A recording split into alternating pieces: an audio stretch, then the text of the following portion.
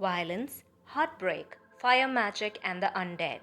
I have to say, the second novel in the Throne of Glass series is much superior and satisfying than the first book. Welcome back to the Fantasy Shelf. I am VK, and in this video, I am doing a book review of Crown of Midnight by Sarah J Maas. Let's start with a quick summary. Selena Sardotian, once the most deadly assassin in Erelia, now works as the king's personal executioner, weeding out his enemies one by one. When the king assigns her the task to eliminate her former friend Archer Finn, who is suspected to be part of a rebel plot, Selena must find out what Archer knows about the king. She soon discovers there are more evil forces at play in the glass castle. As tragedy strikes one night, Selena is pushed towards accepting her destiny and confronting where her true loyalties lie. Is Selena hiding a deadly secret that could put her in peril? And what sinister plans does the king have that needs to be stopped at any cost? I was not very thrilled in the initial chapters, but both the plot and the pacing picked up, and it was absolutely high on action with a darker storyline. One of my main complaints with the last book was that Selena had not displayed any behavior to be termed as the greatest assassin. I was pleasantly surprised with the increased level of action and shocking moments here. Yet, there were parts that were frustrating to read. I will come to those in the spoiler section. I am still not invested in the romance. At the end of the first novel, it was clear who the pair will be in this book, but the chemistry seems forced with doom written all over their storyline. We got a break from the love triangle, thankfully. I feel both the men are not an equal match for Selena, which is why I rather have a strong bond of friendship here. The narration is smooth, moving with ease from one scene to the next. Having said that, I have to point out that the riddles weren't very catchy or clever. It was obvious where the first key was, and it was frustrating that the main lead didn't immediately catch on. Some of the plot twists were pretty predictable too.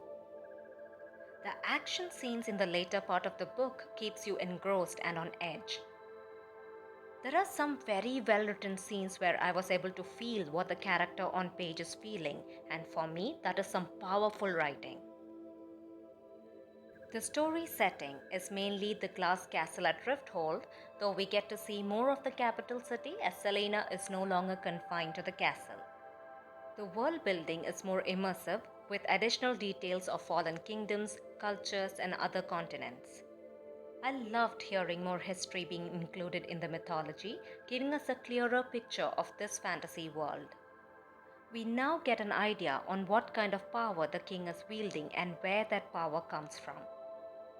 Since magic is still outlawed, we only get to understand very little of it. But we do finally get to see that it is a raw, unbridled power that does the bidding in any form as per the wish of the wielder. And the lore deepened with the introduction of witches.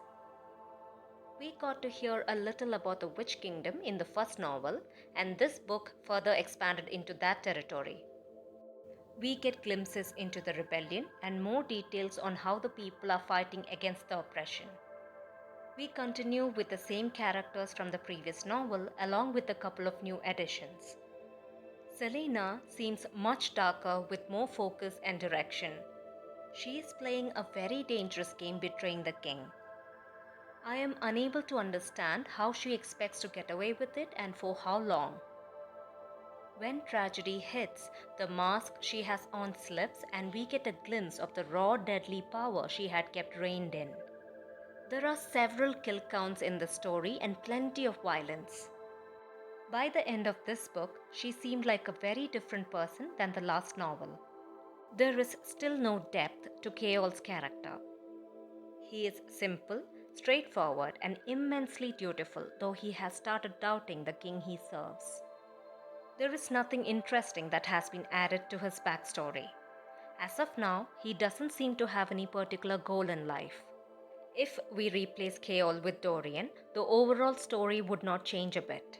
Both have toxic fathers, both are good men with the right intentions but are unable to take action due to their internal conflicts and fears. Now, there is a good character progression for Prince Dorian.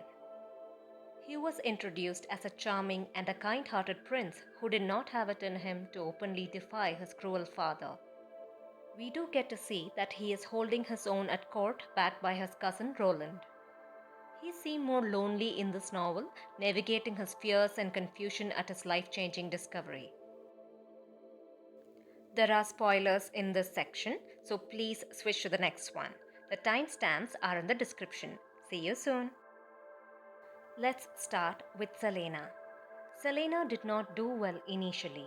I knew she would not kill anyone for the king, but when she brought the evidence to court, I had mixed feelings about it. Then it became obvious that she was lying as the head she brought in could not be identified. How is the king buying into her lies?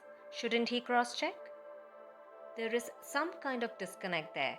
Later, she goes ahead and gets caught easily by a rebel businessman while snooping around a study and gets poisoned too. Then, like a damsel in distress, she needed Keol to save her. This is not the greatest assassin type behavior, is it? This may have been a way to bring Keol closer to her, to show the reader how much she means to him, and he is a safe place for her, but it did not work for me. I like Keol as a person, but I wanted to skip the moments with Keol. I found his point of view sections really boring, and most of his inner monologues were difficult to sit through. I am unable to understand the chemistry there. And, like the first novel, Selena again displays poor judgment when she trusts Archer. She knows his whole persona is fake because of his profession, and he has trained with the assassins, which means he has learned to be deceitful. We get to see the same poor judgment when she opens a portal to the underworld. How did she not expect that to be a disaster? I can still forgive that considering she was insane and unstable after losing her friend. Dorian, on the other hand, fared much better even though his presence was not as prominent. I knew he and Selena shared an ancestry with their special blue eyes and with Elena, but I never expected him to have raw magic in him. He did the mature thing and moved on from Selena. I love the fact that he can be a true friend to Selena and be there for her when she had no one. I am glad she recognized that too. It was not surprising that Selena is the lost heir of Terrassen. I never expected her to be full fae with the physical traits and such destructive powers though. Now, all the characters are suffering from a lack of communication and trust. Secrets have destroyed all the relationship dynamics in this book. I do not see why Dorian has to hide his magic from Keol. It is clear they are all on the same page when it comes to helping the oppressed against the king's tyranny. Selena going off the deep end after Nehemiah's death was absolutely intense. The second Selena's fingers moved to Dorian's throat, it was clear all hell was going to break loose. This scene wouldn't have worked so well if Keol was able to calm her down. Her rage was beyond any kind of reasoning, and that is what made this scene spectacular and nerve-wracking. I was not affected by Nehemiah's death since there was a lot of action happening on the scene. But then, we have a short point of view from a little girl in a slave camp holding on to the hope for a better tomorrow. The author beautifully highlighted the power of sacrifice when Nehemiah's death leads to an uprising instead of broken spirits. She also captured the grief and courage of Rena Goldsmith perfectly, who proves to the king that he has failed at complete dominance by singing about the forbidden days of magic right in his court. Then, she embraces her execution bravely, reciting the names of all those who perished but had never been forgotten. Both these instances resonated strongly with me. The adventure in the catacombs was high on action, suspense, and tension. Her discovery of the iron door in itself was foreboding because it was clear something was being kept locked in. The deeper she walked into the dungeon, I had a bad feeling she was being watched. I was so creeped out by the detailed imagery of the creature in the dungeon, especially when it was grinning in the dark and turning off the flames she had lit. This shared adventure also led to Selena and Dorian finally forming a meaningful friendship, with them revealing the dangerous secrets they were carrying. The book excels in multiple areas. I'm rating this as very good with a score of 8 out of 10. It is a fun, thrilling ride even with its little ups and downs. You get the feeling that everything is in sharper focus with pieces falling into place in the grander scheme of things. I would recommend this book to anyone who loves high fantasy books that are fast paced with its share of creepy scenes and a ton of action. Reading Crown of Midnight made me feel that the first book was actually a slow start to the story, and at this point, I'm very much committed to the series. I hope you have enjoyed this book review. If yes, please give this video a thumbs up and subscribe to the channel for more Throne of Glass content. See you in the next one.